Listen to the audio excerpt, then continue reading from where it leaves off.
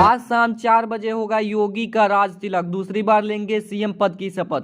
भाजपा विधायक दल की बैठक में गुरुवार को योगी आदित्यनाथ को एक बार फिर से सर्व समिति से भारतीय जनता पार्टी के नवनिर्वाचित विधायक दल का नेता चुन लिया गया है। वह लगातार दूसरी बार प्रदेश के मुख्यमंत्री के रूप में शपथ लेंगे।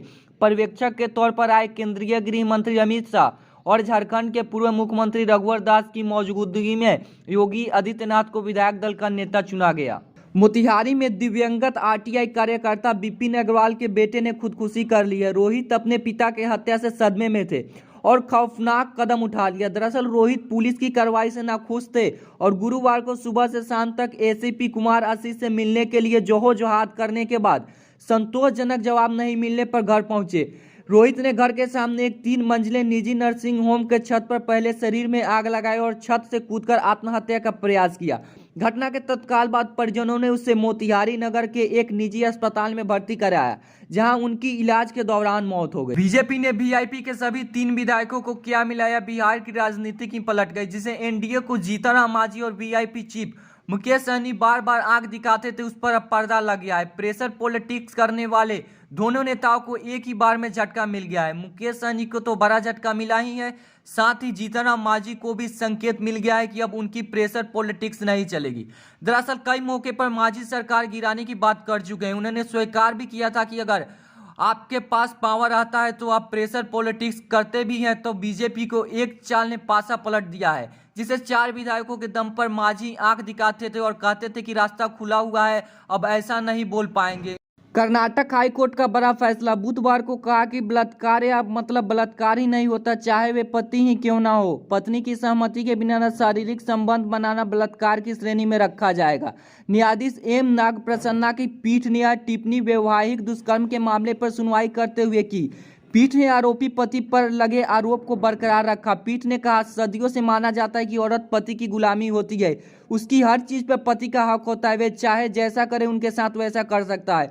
लेकिन इस मान्यता को बदलने की जरूरत है। महिलाओं के साथ अन्याय के मामले में सख्त कदम की जरूरत है। बिहार, यूपी, झारखंड, राजस्थान समेत कई राज्यों में तापमान में तेजी से इजाफा हो रहा है। बढ़ता तापमान मार्च के महीने में ही लोगों को सताने लगा है। बिहार की बात करें तो यहां मार्च के अधिकतम तापमान के बीते 11 वर्ष के रिकॉर्ड तोड़ दिया है। पिछले 24 घंटे में पटना सबसे गर्म प्रदेश रहा। यहां गुरुवार को अधिकतम तापमान 39.4 डिग्री और न्यूनतम तापमान 18.6 डिग्री दर्ज किया गया। अगर मार्च 2010 की बात की जाए तो राजधानी का तापमान 41.4 डिग्री सेल्सियस तक पहुंच गया था।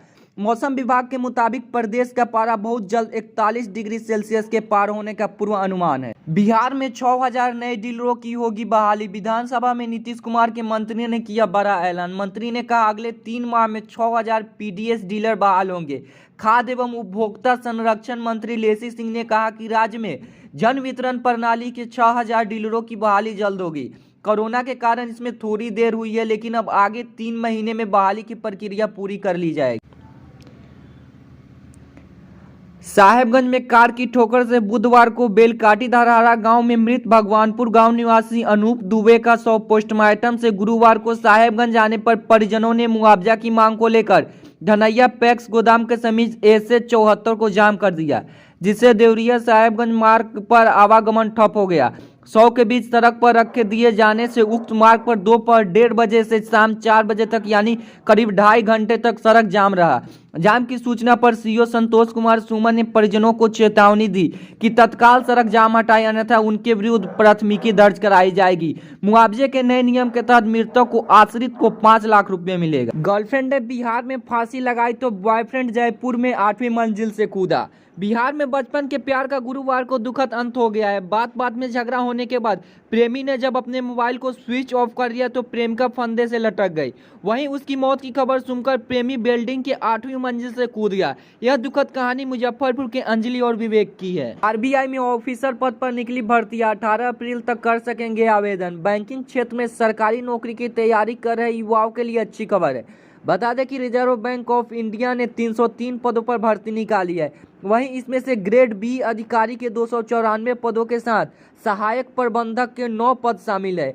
मिली जानकारी अनुसार भर्ती प्रक्रिया में शामिल होने के लिए 21 से 30 साल तक की उम्र के ग्रेजुएट उम्मीदवार रिजर्व बैंक ऑफ इंडिया की ऑफिशियल वेबसाइट opportunities.rbi.org.in पर जाकर 18 अप्रैल रात 12 बजे तक ऑनलाइन आवेदन कर सकेंगे। बिहार के सभी राशन कार्डधारी परिवारों को प्रति वर्ष 5 लाख तक का मुफ्त इलाज होगा। फिलहाल राज्य के 5.5 करोड़ लोगों को इसका लाभ मिल रहा था।